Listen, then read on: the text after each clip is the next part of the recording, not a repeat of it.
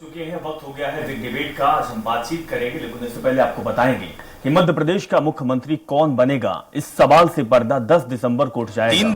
BJP ने 3 पर्यवेक्षकों के नामों की घोषणा कर दी है। ये पर्यवेक्षक 10 दिसंबर को विधायक दल की बैठक लेकर सीएम के नाम का ऐलान करेंगे। हालांकि बैठक सिर्फ औपचारिक ही होगी, नाम तो सीधे दिल्ली से तय होना है।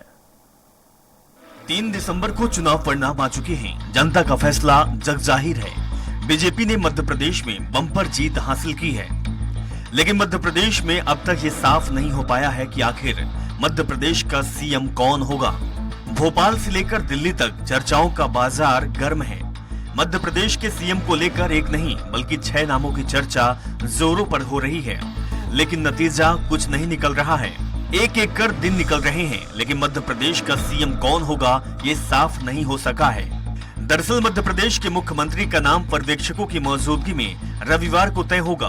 मध्य प्रदेश के साथ ही छत्तीसगढ़ और राजस्थान के मुख्यमंत्री के नामों का फैसला रविवार को ही होगा। इस तरह की जानकारी सामने आ रही है। बीजेपी हाईकमान ने मध्य प्रदेश के लिए 3 नेताओं को पर्यवेक्षक के रूप में नियुक्त किया है। पर्यवेक्षक के रूप में बीजेपी ने हरियाणा के सीएम मनोहर लाल खट्टर, ओबीसी मोर्चा के राष्ट्रीय अध्यक्ष के लक्ष्मण के साथ राष्ट्रीय सचिव आशा लाकड़ा के नाम तय किए गए हैं। इन पर्यवेक्षकों की मौजूदगी में विधायकों की बैठक होगी। वहीं विधायक दल की बैठक में मध्य प्रदेश के सीएम चेहरे पर सहमति बनेगी। मध्य प्रदेश की भाजपा विधायक दल की बैठक 10 दिसंबर को बुलाई गई है। दिल्ली से भेजे गए पर्यवेक्षकों की मौजूदगी में भोपाल में विधायकों की बैठक होगी। इस प्रकार 10 दिसंबर को सीएम के नाम पर बरकरार सस्पेंस खत्म होगा। सीएम के नाम को लेकर बीजेपी आलाकमान बड़ी असमंजस में है। नई दिल्ली में लगातार मंथन जारी है, लेकिन किसी एक नाम पर सहमति नहीं बन पा रही है, क्योंकि बीजेपी को आगे लोकसभा चुनाव भी देखना है। आपको बता दें कि मध्य प्रदेश में शिवराज सिंह चौहान पिछले 19 साल से मुख्यमंत्री हैं। जब कांग्रेस की सरकार को गिराया गया था, उस वक्त मध्य प्रदेश में सीएम चेहरे को लेकर भी घमासान था, लेकिन पीएम मोदी ने शिवराज को ही मुख्यमंत्री चुना। इस बार मध्य प्रदेश में बीजेपी ने शिवराज के चेहरे पर चुनाव नहीं लड़ा, बल्कि मोदी के नाम पर चुनाव लड़ा गया। बीजेपी ने 163 सीटें जीतकर बम्पर जीत हासिल की। अब सीएम का चेहरा कौन होगा, इसे लेकर सस्पेंस बना हुआ है। अब देखने वाली बात होगी कि क्या वाकई 10 दिसंबर को सीएम फेस का केस सॉल्व होगा। सलमान खान, स्वराज एक्सप्रेस।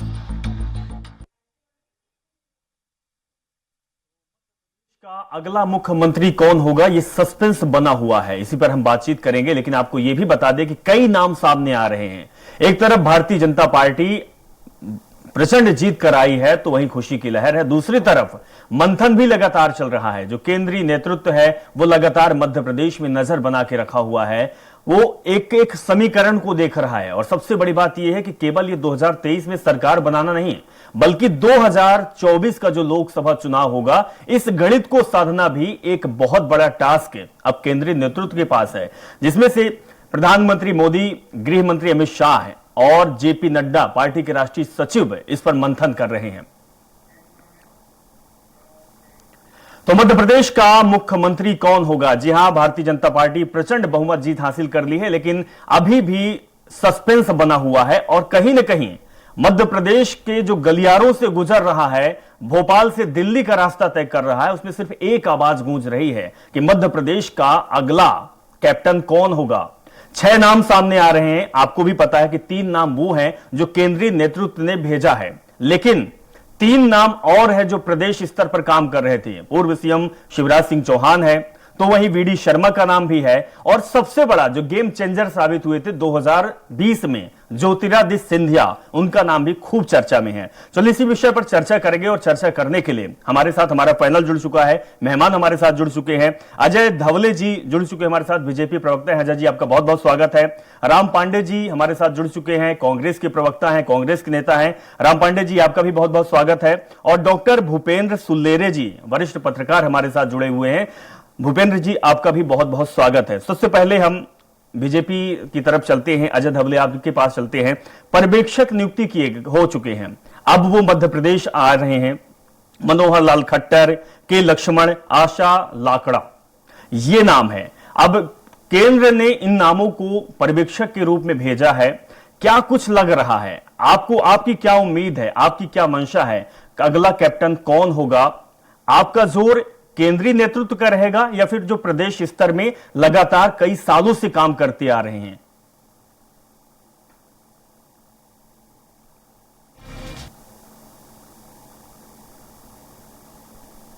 भारतीय जनता पार्टी को एक बहुत ऐसा बहुमत मिला है जिसको वास्तव में मध्य प्रदेश की जनता का हमें धन्यवाद कहना चाहिए कि भारतीय जनता पार्टी को पहली बार हमारे चुनाव लड़ने के इतिहास में 49% वोट शेयर हमें मिला। तो ऐसे बहुमत के बाद में ये राष्ट्रीय नेतृत्व की भी जवाबदारी बढ़ जाती है कि मध्य प्रदेश को एक प्रॉमिसिंग चेहरा दिया जाए और एक प्रॉमिसिंग सरकार बनाई जाए।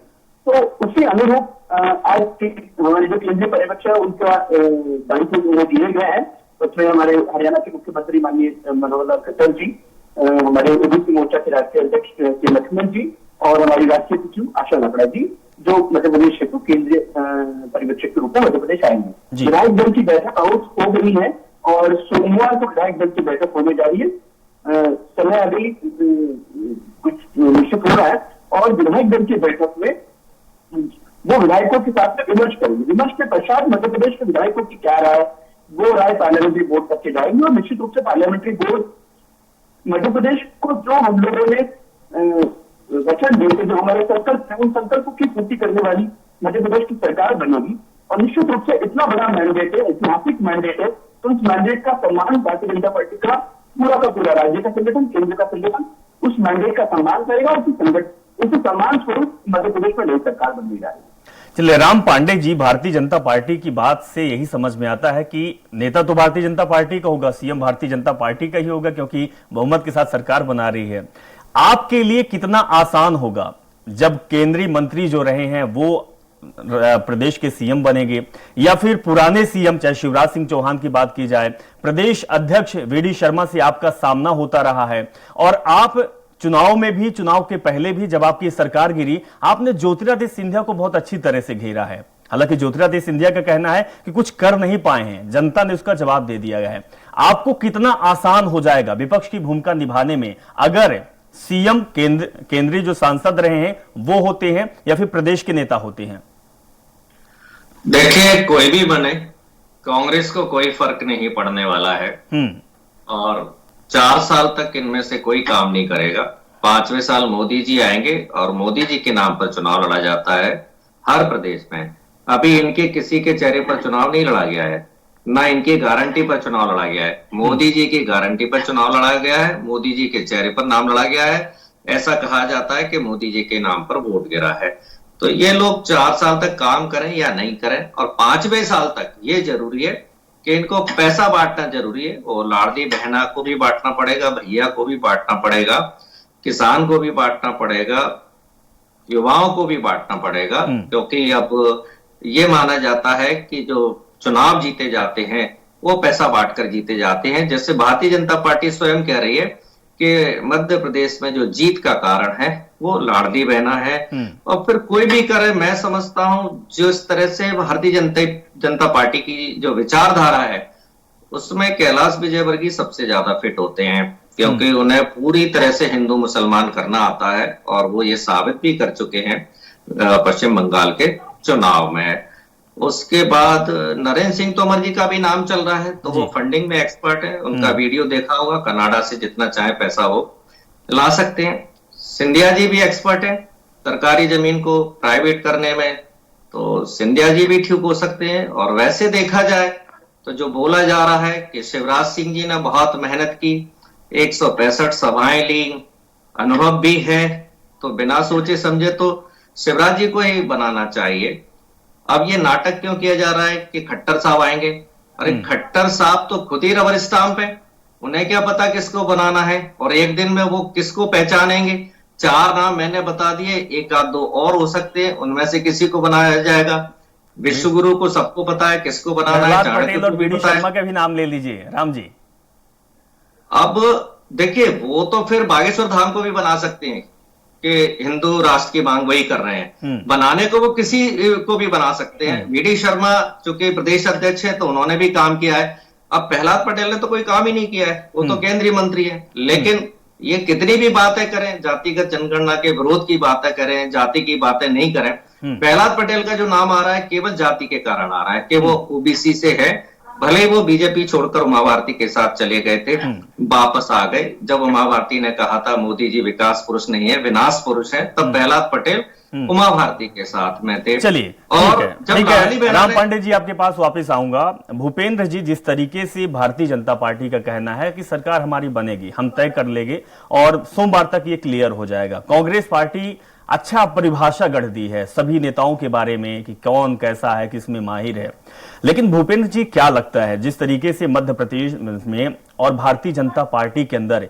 खींचतान की स्थिति बनी हुई है, एक तरफ जो प्रदेश के नेता हैं शिवराज सिंह चौहान, बीडी शर्मा, ये लोग कह रहे हैं और ज्योतिरादित्य सिंधिया भी कि लाडली बहना का बहुत बड़ा फर्क पड़ा है जो बहुमत पार कर दी है बीजेपी पार्टी ने, तो वहीं जो सांसद रहे हैं, केंद्रीय मंत्री रहे हैं, विजय वर्गीय जैसे बड़े नेता महासचिव रहे हैं, उनका कहना है कि केवल फूल में गुलदस्ते में फूल की तरह है लाडली बहना, बल्कि प्रधानमंत्री के फेस में चुनाव लड़ा है, अमित शाह के फेस में चुनाव लड़ा गया, जेपी नड्डा के फेस में चुनाव लड़ा गया है। कैसे देखते हैं आप इसको? अगला सीएम क्या मोदी के करीबी, अमित शाह के करीबी होंगे या फिर प्रदेश में जिन्होंने काम किया है वो सीएम के फेस में आगे होंगे?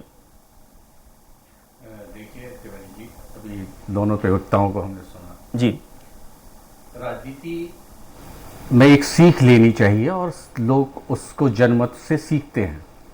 अभी जो कांग्रेस ने जो बात करी या बीजेपी ने जो बात करी, देखिए जून तक जो था वो जनता बिल्कुल सत्तारूढ़ पार्टी की बिल्कुल विरोध में थी और कांग्रेस इस मत से बिल्कुल सहमत हो गई थी कि हम बिल्कुल जनता जीत रही है, इसलिए उन्होंने उस तरह से क्रियान्वयन नहीं किया और उनके राष्ट्रीय नेताओं ने क्रियान्वयन नहीं किया, ना सभाएं की। अभी इनके प्रवक्ता ने कहा कि 165 शिवराज जी ने सभाएं की। दूसरी बात लाडली लक्ष्मी योजना इन्होंने सत्ता में थे, इन्हें क्रियान्वय कर दिया, लेकिन आपने भी उसके विरोध में कार्यक्रम किए, अपने पर्चे भरवाए, 1500 के काम किए, लेकिन जो संदेश वाली बात है मतदाता पर आप अपनी योजनाओं को पहुंचाने में कांग्रेस विफल रही और इसी पहलू पर बीजेपी सफल रही। बीजेपी का मैनिफेस्टो 11 नवंबर को आता है और 17 को वोटिंग है और इनका 1 महीने पहले आता है और ये अपने मतदाताओं पे अपना घोषणा पत्र भी नहीं पहुंचा पाए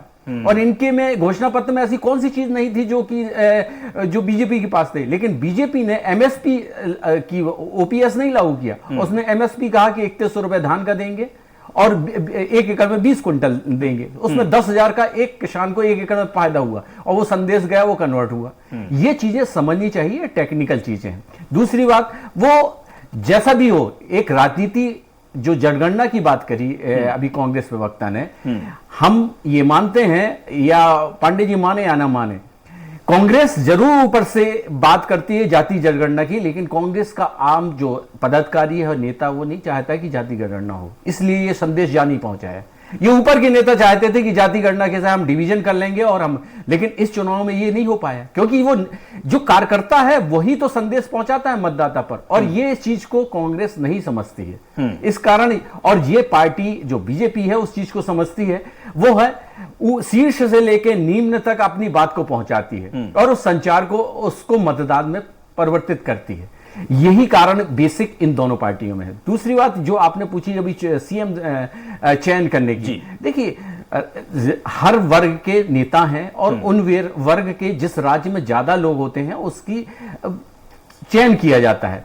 दूसरी बात, इसमें कोई विरोधी नहीं है कि स्वीकार नेता हैं, वैश्विक नेता अपने प्रधानमंत्री नरेंद्र जी हैं, उनको लोग मानते हैं और उनका विरोध भी नहीं करते। आप चाहे पूरे भारत में देख लें वो कहीं पे भी देख लें, जो अभी जो 3 प्रतिनिधि जो चयन किए गए हैं वो एक प्रक्रिया है। उसमें देखिए एक खट्टर साहब को रखा गया है, वो प्रचारक हैं संघ के, वो काफी करीब है मोदी जी के जी। दूसरा उनने पिछड़ा वर्ग के अध्यक्ष लक्ष्मण जी को रखा है और तीसरा उन्होंने एक अनुसूचित जनजाति की महिला को रखा है। तो ये देखिए यहाँ पे 64 या 68 सीटें विधानसभा में एसटी की हैं, तो वो उनका मंतव्य लेंगे, वो ओबीसी का मंतव्य लेंगे।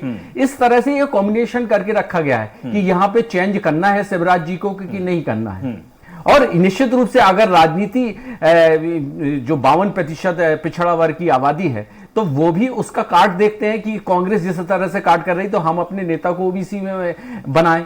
अब बात यहां पे ये है कि वो चेंज चाहते हैं यहां पे शिवराज जी एक निश्चित रूप से उनकी मेहनत है और उनका बड़ा योगदान है, इसमें कोई नकारा नहीं जा सकता, क्योंकि जो 4 बार के सीएम हैं उसके बाद भी 163 सीटें लाए हैं। भले वो मोदी का चेहरा है लेकिन पार्टी एक रूप से लड़ी है और जो भी है, लेकिन उस चीज को वो नकार नहीं सकते, इसलिए इस टाइम पे टाइम लग रहा है ये, वरना सीएम को तो तुरंत डिक्लेयर कर देते। ये एक संतुष्ट जो टाइम ले रहे हैं वो आपसी नेताओं को संतुष्ट करने के लिए समय ले रहे हैं। भूपेंद्र जी, ओवरऑल ये कहा जा सकता है कि केवल ये जो 3 पर्यवेक्षक आए हुए हैं तो फॉर्मेलिटी है, जो सीएम होगा मध्य प्रदेश का गला उसके नाम पर मुहर लग चुकी है। अजय धवले जी, आपसे ये प्रतिक्रिया जानूंगा और आपके पार्टी के अंदर ये क्या कुछ चल रहा है, क्योंकि जब प्रदेश कार्यालय में आप जाते होंगे तो कहीं ना कहीं हलचल होता होगा, जो कार्यालय के लोग होते होंगे वो अपने नेता को चुनते होंगे, तो सबसे पहले जो 5 साल तक उन्होंने काम किया, शिवराज सिंह चौहान लगातार 19 साल से काम कर रहे हैं, वीडी शर्मा लगातार 7-8 साल से काम कर रहे हैं प्रदेश अध्यक्ष के तौर पर, और इसके साथ ज्योतिरादित्य सिंधिया का भी नाम आता है। क्या लगता है कि जो प्रदेश में कार्यकर्ता हैं, क्योंकि कार्यकर्ता ही आपकी सबसे बड़ी मजबूती है, ये आप खुद कहते हैं और चुनाव परिणाम भी ये बता देता है, उन कार्यकर्ताओं को साधने में क्या शिवराज सिंह चौहान का कोई विकल्प आपको नजर आता है? देखिए, लोकतंत्र की और भारतीय राजनीति की ये खूबसूरती है कि भारतीय जनता पार्टी में आपको इतने सारे नाम मिल जाएंगे जो किसी परिवार के व्यवहारी नहीं है। यही अगर कांग्रेस का होता तो आपको कुल मिलाकर दिग्विजय या कमलनाथ जी के बाद में और कोई नाम नहीं मिलता। तो भारतीय जनता पार्टी में जैसे राम पांडे जी ने हर एक नेता की हमारे उसको डिफाइन किया, मैं भी अगर आप मुझे अलाउ करेंगे मैं हर नेता को डिफाइन करूंगा। देखिए, शिवराज सिंह चौहान जैसा मेहनती नेता मध्य प्रदेश में कोई नहीं है, क्योंकि कमलनाथ जी को कोई तो खैर नहीं है। जितने शिवराज जी की प्रेजेंस सभाएं और दौरे हो जाते हैं उतनी कमलनाथ जी का राजनीतिक जीवन में उतनी यात्राएं नहीं की। ये बात कर रहे थे नरेंद्र सिंह तोमर जी की। नरेंद्र सिंह तोमर जी हमारे ऐसे प्रदेश अध्यक्ष रहे भारतीय जनता पार्टी के, 2 बार उनके नेतृत्व में प्रदेश अध्यक्ष ऐसे भारतीय जनता पार्टी की पूर्ण बहुमत की सरकार है। ये बात कर रहे थे हमारे प्रहलाद पटेल जी की। प्रहलाद पटेल जी ऐसे नेता है महाकौशल से विभिन्न लोकसभा क्षेत्रों से जिन्हें पार्टी ने मौका दिया, और उन लोग डिफरेंस मध्य प्रदेश के भी ऐसे नेता इतने थे जो अलग अलग लोकसभा क्षेत्रों से चुन के आने का उनका रिकॉर्ड है, और महाकौशल की सारी सीटों पर जाकर अपनी सीट छोड़कर सारी सीटों पर उन्होंने प्रचार किया। तो वो और महाकौशल ने अच्छी बढ़त लेकर अपनी सीट भी जीत के आए।